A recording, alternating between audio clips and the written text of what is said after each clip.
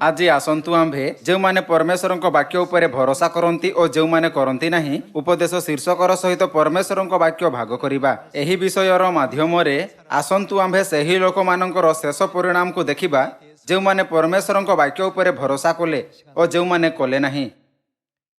परमेश्वर वाक्य रे बहुत सामर्थ्य अछि। परमेश्वर वाक्य मृत लोक माननकु मध्य पुनर्जीवित करि थाए। परमेश्वर वाक्य रे स्वर्ग रे करिथिबा पाप को क्षमा करिवार, आम्भ माननकु अनंत जीवन प्रदान करिवार और आम्भ माननकु स्वर्गर राज्य रे नेतृत्व करिवार अधिकार अछि। परमेश्वर वाक्य रे आम्भ माननकु स्वर्ग रे राजपदधारी याजक रूपे नियुक्त करिवार मध्य अधिकार अछि। आम्भे जानू कि परमेश्वर बहुत शक्तिशाली अटंती कि से अपना वाक्य द्वारा आकाश और पृथ्वी को निर्माण कले। तेबे आम्भे यही प्रश्न करि परिबा, कोन परमेश्वर यह सहज हेबो नाही कि से समस्त लोक माननकु अपना वाक्य सुनिबाकु देबे, पश्चाताप कराइबे और एक क्षण रे अपना पाखकु फेरिबाकु देबे। जदि परमेश्वर पाखरे एपरि शक्ति अछि तेबे से आम्भ माननकु सुसमाचार कार्य करिवार निर्देश काहेकि दियंती? परमेश्वर प्रथमरु ही आम्भ माननक समस्त प्रश्नर उत्तर दैछंती कि से आम्भ माननकु सुसमाचार कार्य रे भाग नेबाकु काहेकि कहिछंती। परमेश्वर लोक माननकु सुसमाचार कार्य करिबाकु कहिछंती एथि पई नाही कारण से शक्तिशाली नुहंती, किंतु एथि पई कारण परमेश्वरक किछि निश्चित इच्छा अछि। जदि आम्भे याहाकु संपूर्ण भाबरे बुझि नेबा तेबे आम्भे केबे मध्ये परमेश्वरक वाक्यर उल्लंघन करिबा नाही। सुसमाचार कार्य केवल से माने ही करि परिबे जो माने परमेश्वर इच्छा को अनुभव करती। परमेश्वर इस्राएलिय मानक जंगल माध्यम रे नहीं जिबा बदल रे जेउठी से माने 40 वर्षर समय बिताइले समस्त प्रकारर कष्टर अनुभव करिथिले।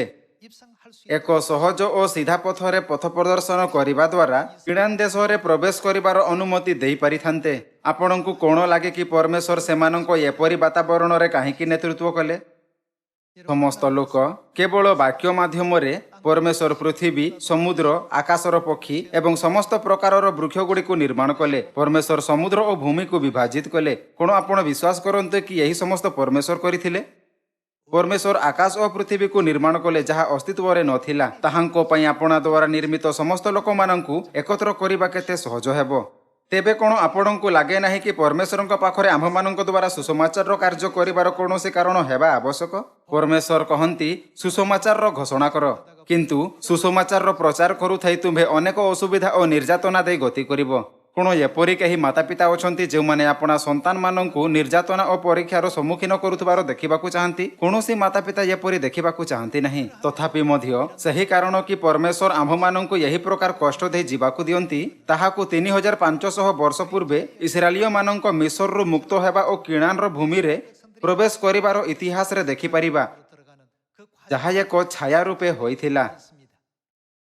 जो माने परमेश्वर वाक्य उपरे निर्भर रहंती से माने सर्वदा अपना जीवन रे चमत्कार देखंती, किंतु जो माने परमेश्वर वाक्य उपरे भरोसा करिबा बिना अवज्ञार सहित जीवन यापन करंती से माने किछि करि पारंती नाही, किंतु एक नरकर वातावरण रे रहंती। एपरि लोक सत्य रे रहि पारिबे नाही, किंतु शेष रे इस्राएलियंक परि नष्ट होई जिबे। आपण आखपाखर केतेक प्रलोभन और बाधा गुड़िक कारणरू मिस्र मुक्त हेबा परे इस्राएलिय माने परमेश्वर एवं सेमानंक शेष उद्देश्य को भूली गले। आम्भको यह ध्यान रे रखिबा उचित कि जो माने एपरि मूर्खता करंती से माने परमेश्वर को परित्याग करिवे। जदि परमेश्वर कहंती तेबे एथिरु 1 सेकेंड रु मध्य कम समय लागि थाए एवं 1 मिनिट रु मध्य कम समय लागि थाए। मात्र गोटिए कारण अछि कि परमेश्वर एते धैर्य रे अपेक्षा करंती। आज आसंतु आम्भे बाइबल रो वाक्य माध्यम रे याहार कारण जानिबा। सर्वप्रथमे आसंतु आम्भे परमेश्वरक वाक्यर शक्तिर पुष्टि करिबा। आसंतु आदि पुस्तक अध्याय 1 पद 1 को देखिबा। आदिरे परमेश्वर स्वर्ग और पृथ्वीर सृष्टि कले। पृथ्वी निर्जन और शून्य थिला और गभीर जल उपरे अंधकार थिला। पुणी परमेश्वरक आत्मा जल उपरे व्याप्त थिला। अनंतर परमेश्वर कहिले दीप्ति हेउ, तहिरे दीप्ति हेला। और परमेश्वर दीप्ति की देखिले जे ताहा उत्तम। अहु परमेश्वर अंधकार रो दीप्ति की भिन्न कले। पुणी परमेश्वर दीप्तिर नाम दिवस और अंधकार रो नाम रात्रि देले। तहु संध्या और प्रातः काल होई प्रथम दिवस हेला। अनंतर परमेश्वर कहिले जल मध्यरे शून्यजात होई जल को 2 भाग रे भिन्न करू। एहीपरि परमेश्वर शून्य निर्माण करी शून्यर ऊर्ध्वस्थ जलरू शून्यर अधस्थ जल को भिन्न कले। तहिरे सही रूप हेला। आउ परमेश्वर सही शून्यर नाम आकाशमंडल देले। पुणी संध्या और प्रातः काल होई द्वितीय दिवस हैला। एठारे आम्भे किछि महत्वपूर्ण तत्व अनुभव करि परिबा। परमेश्वर आपणा सृष्टिर कार्य रे केउ उपकरणर उपयोग कले? यह ताहांको वाक्य थिला। समस्त किछि जहा परमेश्वर कहिथिले ताहा अनुसारे करा जाइथिला। जदि परमेश्वर कहन्ते स्वर्गदूत आम्भमानंक स्वर्गीय परिवार समस्त सदस्य मानक एकत्र कर यह पर्यंत कि सबुठारु छोट को मध्य, तेबे यही स्थान भिड़ होइजिबो। यह शीघ्र करा जिवो। परमेश्वर सियोन रो समस्त संतान मानंकु यह पर्यंत कि सबुठारु छोट को मध्य एक क्षण रे खोजि पारिबे। परमेश्वर एक क्षण रे समस्त दुष्ट मानंकु परास्त मध्य करि पारिबे। माथ्यू अध्याय 13 रे जेबे दास माने स्वामी को पचारिले तेबे आम्भे माने जे से गुडाक उपाड़ी एकाठी करू, यह कोन आपणकर इच्छा? से उत्तर देले, शस्य न काटिबा जे एकाठी बढ़िबाकू छाड़ी दियो। आपणको कोन लागू अछि कि परमेश्वर आम्भ मानंकु एपरि कठिन वातावरण रे काहेकि बढ़िबाकू दियंती? आम्भकू एथिरे परमेश्वरक इच्छा खोजिबा उचित। आम्भकू ध्यान रे रखिबा उचित कि यही संसार रे परमेश्वर जहा किछि मध्य सृष्टि करिसंती सेथिरे ताहांको उद्देश्य ओ ताहांको इच्छा रहिछि। आदि पुस्तक अध्याय 1 रे सृष्टिर इतिहास को देखुथै आम्भे सहजरे बुझी पारिबा कि परमेश्वरक वाक्य केते शक्तिशाली अटे। कोन मनुष्यर शक्ति आकाश निर्माण करि परिबो नाही? कोन मनुष्यर शक्ति पृथ्वी निर्माण करि परिबो नाही? किंतु परमेश्वरଙ୍କ पाखरे आपणा वाक्य व्यतीत अन्य किछि उपकरणर उपयोग करिबा बिना आकाश और पृथ्वी को निर्माण करिबार शक्ति अछि। समस्त लोक परित्राण कार्य मध्य गोटिए दिन रे पूरा करा जाय परिबो जदि परमेश्वर कहिबे यह गोटिए दिन रे होई जिवो, बा गोटिए सेकंड रे मध्य करा जाय परिबो जदि परमेश्वर कहिबे यह गोटिए सेकंड रे होई जिवो।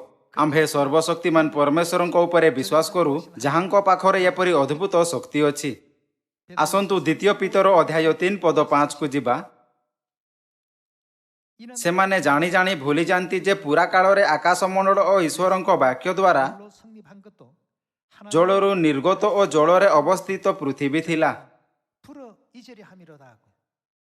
जो माने परमेश्वरଙ୍କ वाक्यर पालन करंती नाही और ताहांको उल्लंघन करंती से माने जानी सुनी यह भूलंती कि समस्त किछि परमेश्वरଙ୍କ वाक्य द्वारा निर्गत। द्वितीय पीतर अध्याय 3 रे एही विषय उपरे जोर दिया गला कि आकाश और पृथ्वी परमेश्वरଙ୍କ वाक्य द्वारा निर्गत होइअछि। परमेश्वरଙ୍କ शक्तिर कार्य संपूर्ण बाइबल रे प्रहेलिका खंड परि विस्तार होइछि। जेबे आम्भे सही समस्त एक संगरे रखि थाउ तेबे आम्भे बुझी पारिबा कि जो प्रकार पृथ्वी और आम्भमानंक वातावरण परमेश्वरଙ୍କ वाक्य द्वारा निर्गत होइअछि, परमेश्वरଙ୍କ वाक्य रे महान शक्ति अछि, कारण ताहांको वाक्य अनुसारे समस्त किछि पूरा करा जाय परिबो। आसंतु लूक अध्याय 5 पद 1 को देखिबा। दिने जेतेबेले लोक समूह ताहांको उपरे माड़ी पड़ी ईश्वरଙ୍କ वाक्य शुणुथिले सेतेबेले से गिनेसरत ह्रद कूଳରେ ठिया होइथिले। आउ से ह्रद कूଳରେ दुईटी नौका थिबारो देखिले। माछुआ माने सेथिरु ओल्हाई जाल धौथिले। सेही नौका गुड़िक मध्यरु जेउटी सिमोनंकर थिला सेथिरे से चढ़ी स्थलरु अल्प दूर को जीवा निमंते तांकु अनुरोध कले। आउ से बसी नौकारु लोक समूह को शिक्षा देबाकू लागिले। से कथा शेष करी सिमोनंकु कहिले, गभीर जल को जाई माछ धरिबा निमंते तुममानंकर जाल पकाओ। एथिरे सिमोन उत्तर देले, हे गुरु, आम्भे माने राति जाक परिश्रम करे किछि धरि नाहु, किंतु केउथि पई जाल पकाइबी? आपणଙ୍କ कथारे मु जाल पकाइबी। आउ से माने ताहा पकाई बहुत माछ धरिले। पुणी सेमानंक जाल छिंडिबाकू लागिला। जो माने परमेश्वरଙ୍କ वाक्य रे भरोसा करंती से माने यही प्रकारर चमत्कार को अनुभव करि परिबे। अन्य पटे जो माने ताहांक वाक्यर उल्लंघन करंती से माने स्वर्गर राज्य को देखि परिबे नाही। आउ सर्वदा जंत्रणादायक और कष्टदायक परिस्थिति रे पकाई दिया जानती। आसंतु पद 6 देखिबा। आउ से माने ताहा पकाई बहुत माछ धरिले। पुणी सेमानंक जाल छिंडिबाकू लागिला। पद 7 सेथिरे सेमानंकर जो अंशीदार माने अन्य नौकारे थिले से माने जेपरि आसी साहाय्य करंती एथिपई से माने सेमानंकु ठारिले। एथिरे से माने आसी दुईटी नौका को एपरि पूर्ण कले जे सेगुडाको बुडीबाकू लागिला। किंतु सिमोन पीतर यहा देखि यीशुंक चरण तळे पड़ी कहिले, हे प्रभु, मो निकटरु जीवा हेंतु, जेणु मु जणे पापी मनुष्य। पीतर राति सारा माछ धरि पारिले नाही। किंतु जेबे से हठात बहु संख्यारे माछ धरिले तेबे ताहाकू शीघ्र जना पड़िला कि यहा एक चमत्कारी शक्ति कारणरु होइअछि। ताहा परे से स्वीकार कले, मु जणे पापी मनुष्य। परमेश्वर एही पापी पाखकू किपरि आसी पारिबे? दया करी मते छाड़ी दियंतु। समस्त लोक जो माने परमेश्वर वाक्य उपरे निर्भर रहंती से माने सर्वदा यही प्रकार शक्ति अनुभव करिपारिबे जेमिति पितर करिथिले। जो माने परमेश्वर वाक्यर शक्ति को अनुभव करती से माने ताहांको वाक्य अनुसार बंचिबार चेष्टा करती। प्रेरित पितरंक मामला समान प्रेरित जोहन मध्य आंभको परमेश्वर वाक्यर अधिकार विषय रे कहंती जहाकू आंभे आपण दैनिक जीवन रे अनुभव करि परिबा। आसंतु जोहन अध्याय 2 पद 1 को जिबा। तृतीय दिवस रे गालिलीर काना रे गोटिए विवाह हैला आउ जीशुंको माता सेठारे थिले। जीशु मध्य आपणा शिशुमानंको सहित सही विवाह को निमंत्रित हेले। परे द्राक्षारस सरी जिबारु जीशुंको माता ताहांकु कहिले सेमानंकर द्राक्षारस नाही।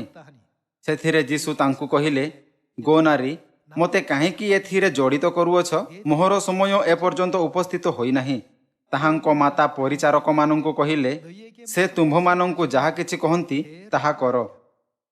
आउ सेठारे जिहुदी मानंको सूचीकरण रीति अनुसार 2 वा 3 मोहणिया 6 गोटा पथर जहाला रखा जाइथिला। जीशु से मानंकु कहिले जहाला गुड़ाक पानी रे भर्ती कर। थिरे से माने से सबु फंद पर्यंत भर्ती कले। आउ से मानंकु कहिले एबे काढी नै भोजर अध्यक्षक निकटकु घेनी जाओ। सेथिरे से माने घेनी गले। भोजर अध्यक्ष द्राक्षारस होइथिबा सही पानी की चाखी ताहा केउठारु आसिला यहा न जानिथिबारु किंतु जेउ परिचारक माने पानी काढिथिले से माने जानिथिले बरंकु डाकी कहिले समस्ते प्रथम रे भल द्राक्षारस देइथांती आउ लोके मातालो हेला उतारे मंद दियंती।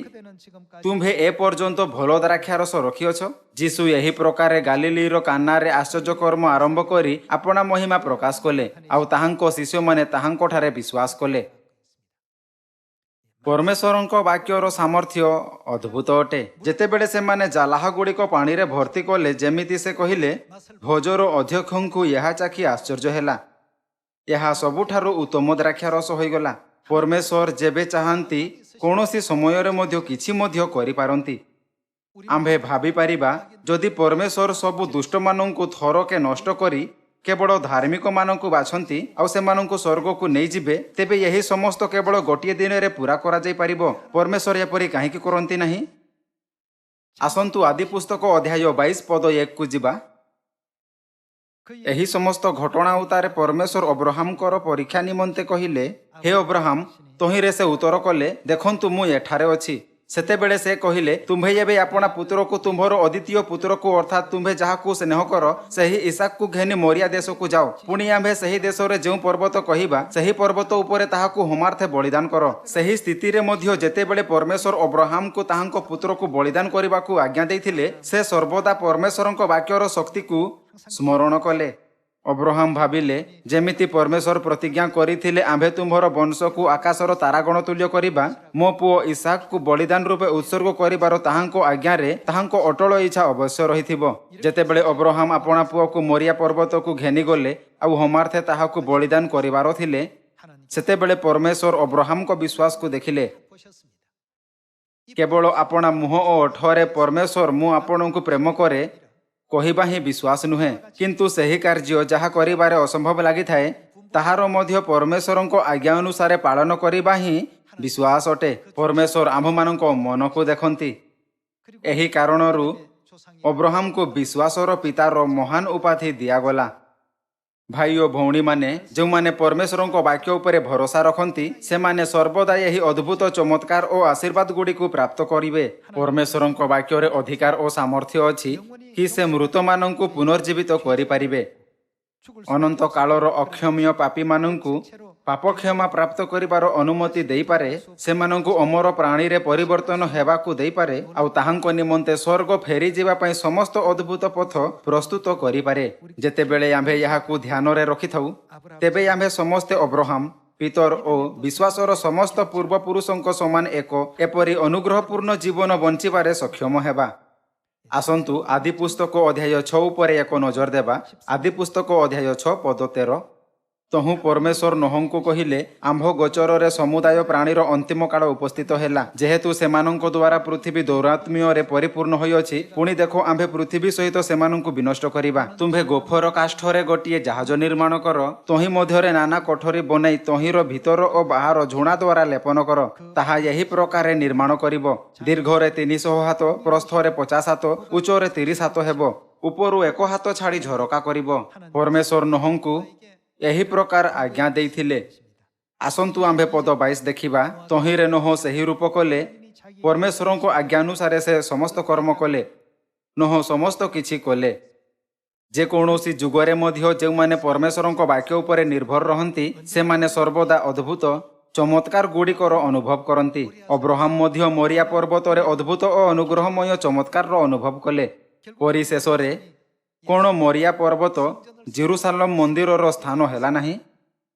ସେହି ସ୍ଥାନ ଯେଉଁଠି ଅବ୍ରାହମକୁ ଇସାକଙ୍କ ବଳିଦାନ କରିବାର ଆଜ୍ଞା ଦିଆଯାଇଥିଲା, ତାହା ସେହି ସ୍ଥାନ ହେଲା ଯେଉଁଠି ଯାଜକ ପ୍ରତିଦିନ ପ୍ରାର୍ଥନା ସମୟ ଅନୁସାରେ ମେଷ ଛାଗ ଓ ହୋମ ବଳି ଉତ୍ସର୍ଗ କରୁଥିଲେ। ସେଠାରେ ଜେରୁସାଲେମ ମନ୍ଦିରକୁ ପରମେଶ୍ୱରଙ୍କ ଆରାଧନା ସ୍ଥାନ ରୂପେ ପ୍ରସ୍ତୁତ କରାଯାଇଥିଲା। ଏପରି ପ୍ରତୀତ ହୋଇପାରେ କି ପରମେଶ୍ୱର ଅବ୍ରାହମକୁ ସେହିପରି କରିବାକୁ ଆଜ୍ଞା କରିଥିଲେ, କିନ୍ତୁ ସେଥିରେ ଏକ ଉଦ୍ଦେଶ୍ୟ ଓ ଇଚ୍ଛା ନିହିତ ଥିଲା। ପରମେଶ୍ୱର ପୁରାତନ ନିୟମରେ ବିଶ୍ୱାସର ପୂର୍ବପୁରୁଷଙ୍କ ଜୀବନରେ ଭବିଷ୍ୟ ସୂଚକ ଅର୍ଥ ରଖିଲେ। କ'ଣ ପରମେଶ୍ୱର 1500 ବର୍ଷ ସମୟର ବ୍ୟବଧାନ ପର୍ଯ୍ୟନ୍ତ ମେଷ ଛାଗ ଓ ଅନ୍ୟ ପଶୁମାନଙ୍କର ବଳିଦାନ ମାଧ୍ୟମରେ ଯୀଶୁଙ୍କ ବଳିଦାନର ଭବିଷ୍ୟବାଣୀକୁ ପ୍ରକଟ କରିନଥିଲେ? ଏହା ଆମ୍ଭମାନଙ୍କୁ ଦେଖାଇବା ପାଇଁ ଏକ ଛାୟା ଥିଲା କି ଏକମାତ୍ର ପୁତ୍ର ଯୀଶୁଖ୍ରୀଷ୍ଟ, ଯେ ଏକ ବାସ୍ତବିକ ଅଟନ୍ତି, କ୍ରୁଶରେ ବଳିଦାନ ହେବେ। ଆମ୍ଭେ ଯାହା କିଛି ମଧ୍ୟ କରିଥାଉ, ଆମ୍ଭକୁ ପରମେଶ୍ୱରଙ୍କ ବାକ୍ୟ ଉପରେ ଭରସା ରଖିବା ଉଚିତ। ଆଉ ଏହା କେବେ ମଧ୍ୟ ଭୁଲିବା ଉଚିତ ନୁହେଁ କି ପରମେଶ୍ୱରଙ୍କ ବାକ୍ୟ କେତେ ଶକ୍ତିଶାଳୀ ଅଟେ। ଯେ ପର୍ଯ୍ୟନ୍ତ ଆମ୍ଭେ ପରମେଶ୍ୱରଙ୍କ ଆଜ୍ଞାର ପାଳନ କରିଥାଉ, ଆମ୍ଭେ ଚମତ୍କାର ଦେଖିପାରିବା। ଆଉ ଏହା ପର୍ଯ୍ୟନ୍ତ କି ତାହାଙ୍କ ଉଦ୍ଦେଶ୍ୟ ଓ ଅଦ୍ଭୁତ ଯୋଜନାରେ ମଧ୍ୟ ଭାଗ ମଧ୍ୟ ନେଇପାରିବା। ଆସନ୍ତୁ ଯେରେମିୟ ଅଧ୍ୟାୟ 21 ପଦ 8କୁ ଦେଖିବା। ପୁଣି ତୁମ୍ଭେ ଏହି ଲୋକମାନଙ୍କୁ କହିବ, ସଦାପ୍ରଭୁ ଏହି କଥା କହନ୍ତି, ଦେଖ, ଆମ୍ଭେ ତୁମ୍ଭମାନଙ୍କ ସମ୍ମୁଖରେ ଜୀବନର ପଥ ଓ ମୃତ୍ୟୁର ପଥ ରଖୁଅଛୁ। ଆମ୍ଭ ସମ୍ମୁଖରେ ସର୍ବଦା 2ଟି ପଥ ହୋଇଥାଏ, ଜୀବନର ପଥ ଓ ମୃତ୍ୟୁର ପଥ। ଆମ୍ଭମାନଙ୍କ ଦୃଷ୍ଟିରେ ଡାହାଣ ପଟର ପଥ ଜୀବନର ପଥ ପରି ଲାଗିପାରେ, ଆଉ ବାମ ପଟର ପଥ ମୃତ୍ୟୁର ପଥ ପରି ଲାଗିପାରେ। କିନ୍ତୁ ବାଇବଲ କହିଥାଏ କି ପରମେଶ୍ୱରଙ୍କ ବିଚାର ଆମ୍ଭମାନଙ୍କ ବିଚାର ସମାନ ନୁହେଁ। କ'ଣ ଆମ୍ଭେ ସମସ୍ତଙ୍କୁ ଶେଷ ପର୍ଯ୍ୟନ୍ତ ପରମେଶ୍ୱରଙ୍କ ପଥ ପ୍ରଦର୍ଶନର ପାଳନ କରିବା ଉଚିତ ନୁହେଁ, ଯାହା ଜୀବନର ପଥ ଅଟେ? ପୁଣି ସର୍ବୋପରି ଆମ୍ଭକୁ ପରମେଶ୍ୱରଙ୍କ ବାକ୍ୟର ଶକ୍ତିକୁ ଚିହ୍ନିବାରେ ସକ୍ଷମ ହେବା ଉଚିତ। ଆସନ୍ତୁ ଦେଖିବା କି ଯିଶାୟ ଅଧ୍ୟାୟ 55 ପଦ 8ରେ ପରମେଶ୍ୱର କ'ଣ କହନ୍ତି। ଯେହେତୁ ସଦାପ୍ରଭୁ କହନ୍ତି, ଆମ୍ଭର ସଂକଳ୍ପ ସକଳ ତୁମ୍ଭମାନଙ୍କର ସଂକଳ୍ପ ପରି ନୁହେଁ, କିମ୍ବା ତୁମ୍ଭମାନଙ୍କର ମାର୍ଗ ସକଳ ଆମ୍ଭର ମାର୍ଗ ପରି ନୁହେଁ। କାରଣ ପୃଥିବୀ ଅପେକ୍ଷା ଆକାଶମଣ୍ଡଳ ଯେପରି ଉଚ୍ଚ, ସେପରି ଆମ୍ଭର ମାର୍ଗ ସକଳ ତୁମ୍ଭମାନଙ୍କର ମାର୍ଗ ଅପେକ୍ଷା ଓ ଆମ୍ଭର ସଂକଳ୍ପ ସକଳ ତୁମ୍ଭମାନଙ୍କର ସଂକଳ୍ପ ଅପେକ୍ଷା ଉଚ୍ଚତର ଅଟେ। ଯେହେତୁ ଯେପରି ବୃଷ୍ଟି ଓ ହିମ ଆକାଶରୁ ତଳକୁ ଆସେ ଓ ସେଠାକୁ ଫେରିଯାଏ ନାହିଁ, ମାତ୍ର ଭୂମିକି ସନ୍ତରା କରେ, ପୁଣି ଫଳବତୀ ଓ ତୃଣାଦି ଉତ୍ପନ୍ନ କରି ପବନକାରୀ କି ବୀଜ ଓ ଭକ୍ଷାକାରୀ କି ଭକ୍ଷ୍ୟ ଦିଅନ୍ତ, ଆମ୍ଭ ମୁଖରୁ ନିର୍ଗତ ବାକ୍ୟ ସେହିପରି ହେବ। ତାହା ନିଷ୍ଫଳ ହୋଇ ଆମ୍ଭ ନିକଟକୁ ଫେରି ଆସିବ ନାହିଁ, ମାତ୍ର ଆମ୍ଭେ ଯାହା ଇଚ୍ଛା କରୁ ତାହା ସିଦ୍ଧ କରିବ ଓ ଯେଉଁ କାର୍ଯ୍ୟ ପାଇଁ ଆମ୍ଭେ ପ୍ରେରଣ କରୁ ତହିଁରେ କୃତାର୍ଥ ହେବ।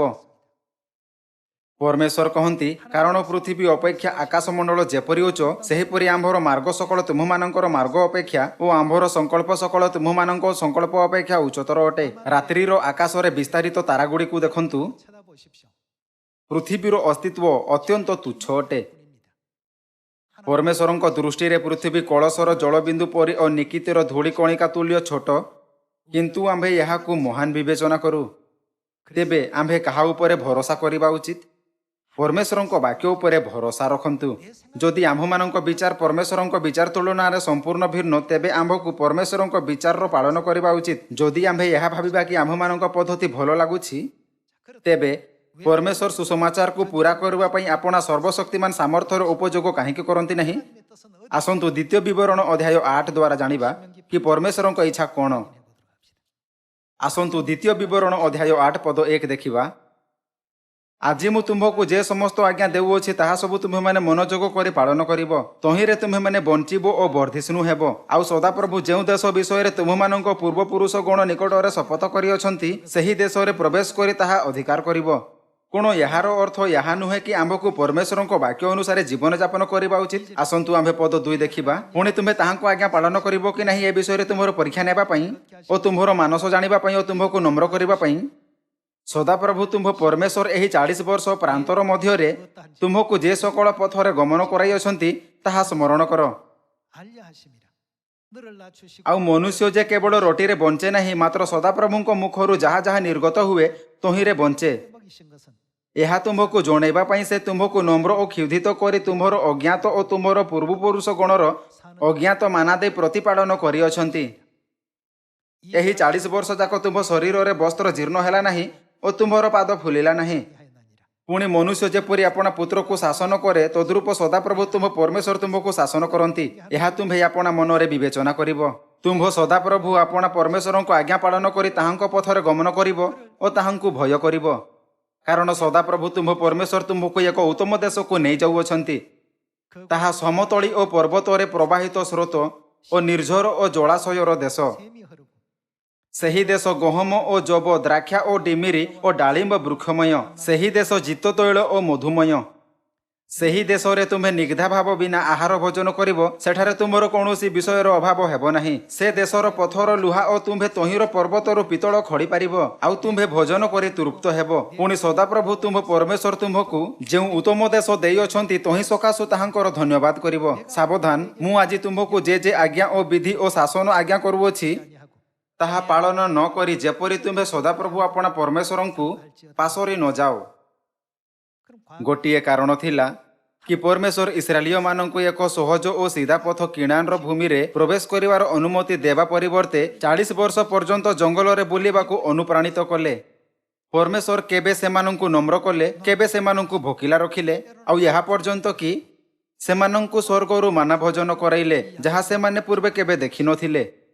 एही प्रकार परमेश्वर इस्राएलिय मानक यह जांच करने परीक्षा कले कि सेमानंको परमेश्वर उपरे विश्वास अछि ना नहीं। सही प्रकार जो मानक परमेश्वर उपरे विश्वास नहीं सेमानंको स्वर्गर राज्य रे प्रवेश करिवार अनुमति नहीं। जंगल रे विश्वास नथिबा लोक मानकु विभाजित करा जायथिला जेहेतु सेमानंको परमेश्वर उपरे विश्वास नथिला। एथिपई इस्राएलिय माने जेबे सेमानंको असुविधा गुड़िकर समाधान हैला नहीं सेतेबेले परमेश्वर को आज्ञार उल्लंघन कले। जदिओ से माने परमेश्वर उपरे विश्वास करिवार दाबी कले किंतु से माने ताहा अपना जीवन को सुविधाजनक करबा पई केवल एक उपकरण रूपे मानुथिले। आज आंबको यही प्रश्न को अपना हृदय रे गभीरतार उत्कीर्ण करबा उचित। परमेश्वर इस्राएलिय मानक पई यही स्थिति काहेकि हेबाकू देले। कोण आपण लाजार को जानती नहीं जहाँ जोहन अध्याय 11 लेखा अछि से थोरे मरी जाइथिला किंतु पुनर्जीवित हैला और जीवित समाधि बाहरी आसिला। हाँ ना लाजार रो भौणी मार्था यह कहूथई जीसु को लाजार रो समाधि रे प्रवेश करिबारे रोकिबाकू चेष्टा कला। प्रभु से बासी गलानी कारण से 4 दिन हैला मलानी। आपणको आंभ विषय रे एतिकी चिंता करिबार आवश्यकता नहीं। जीशु तांकु कहिले मु पुनरुत्थान और जीवन जे मोठारे विश्वास करे से जद्यपि मरे तथापि से बंचिबो। पुणी जे केही बंचे और मोठारे विश्वास करे से कदापि केबे हे मरिबो नाही। यह कोन विश्वास करूअछ? मार्था उत्तर देले हाँ प्रभु जदिओ मु विश्वास करे मु केबे कौनसे एपरि व्यक्ति को देखि नाही जे मरि जाइथिला और पुणी जीवित हैला। एथिपई जीशु ताहाकू एही चमत्कार देखिबाकू देले।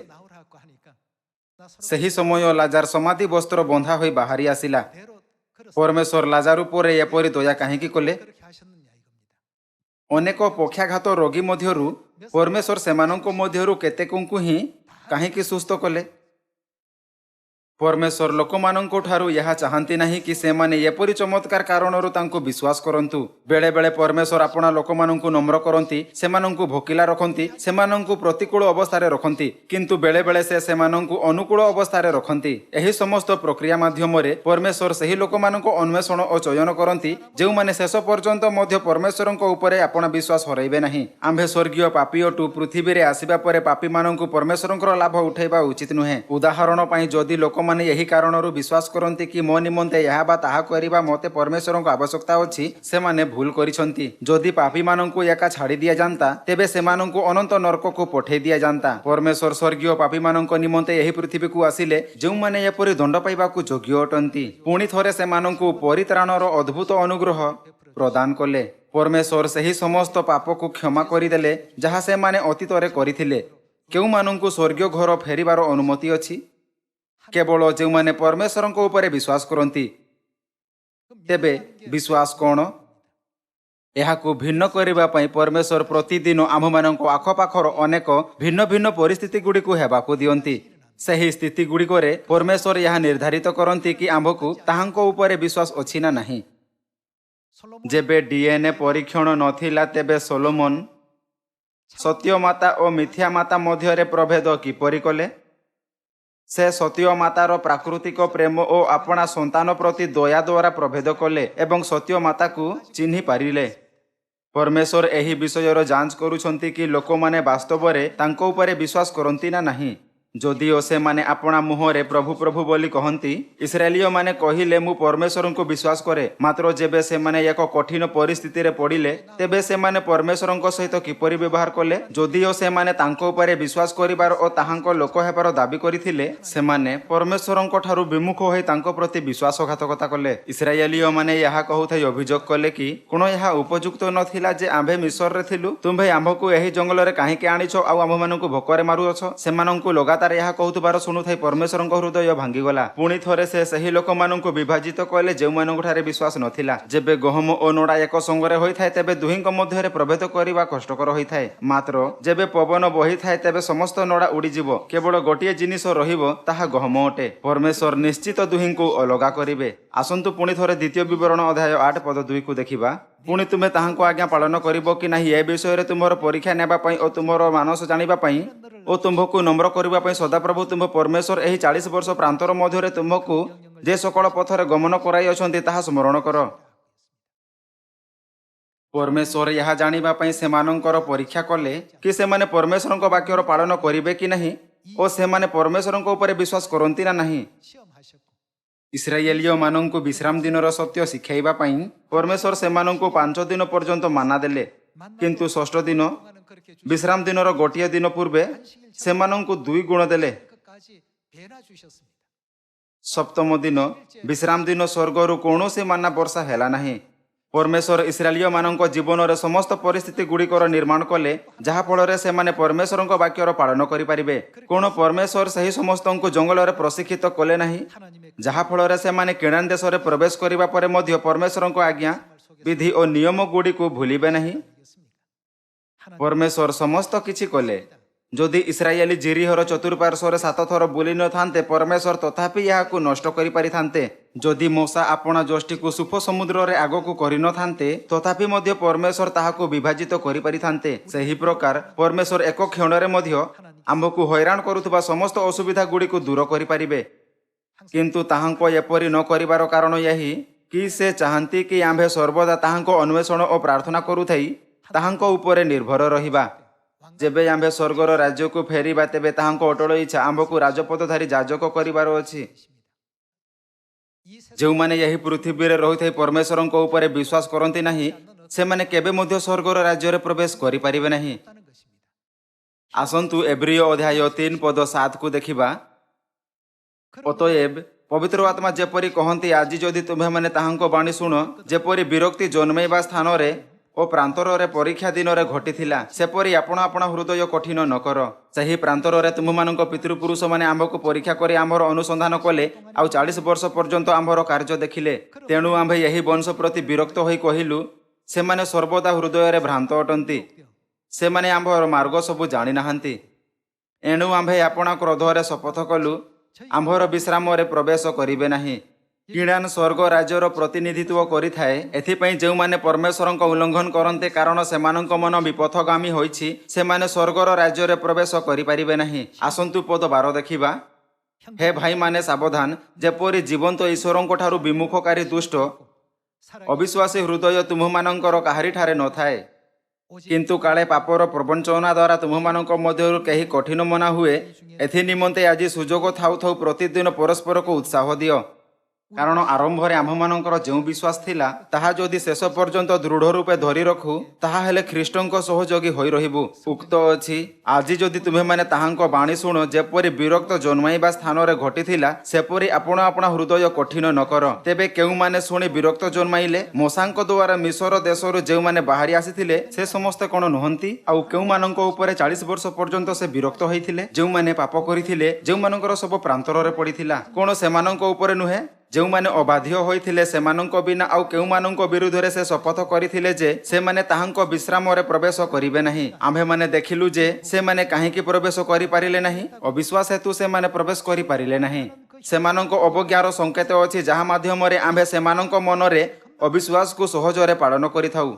एब्रिय अध्याय 3 पद 18 कहि थाए जो माने अबाध्य होइथिले सेमानंको बिना आउ केउ मानंको विरुद्ध रे से शपथ करिथिले जे से माने ताहांको विश्राम रे प्रवेश करिवे नहीं। आम्भे माने देखु जे अविश्वास हेतु से माने प्रवेश करि पारिले नहीं। समस्त लोक आम्भ मानंको दैनिक जीवन रे सर्वशक्तिमान परमेश्वर सही लोक मानंको माध्यम रे जो मानंको पाखरे प्रकृत विश्वास अछि सही लोक मानंको निरंतर पृथक करूछंती जो मानंको ठारे नहीं। केवल आपणा पाखरे आसुथिबा परिस्थिति रे ध्यान केंद्रित करिवा परिवर्ते आसंतु आम्भे स्वयं को पचारिबा मु यही स्थिति रे केवल परमेश्वर वाक्य उपरे निर्भर रहुथाई परमेश्वर इच्छार पालन किपरि करि पारिबी। भाई और भौणी माने आम्भे सर्वदा परमेश्वर प्रति सचोट रहिबा आवश्यक। आम्भकु आपण अवशिष्ट जीवन निमंते समस्त परिस्थिति रे धन्यवाद देबा आवश्यक। आसंतु आम्भे परमेश्वर को आहुरी अधिक जानिबा पई अग्रसर हेबा एवं पिता और मातांको योजना रे भाग नेबा। यह आशा करुथाई कि आपण ओ मु परमेश्वर को आदर करिबा और प्रतिदिन आशीर्वाद प्राप्त हेबा। मु यही उपदेश को समाप्त करने को चाहिए। आपनको बहुत बहुत धन्यवाद।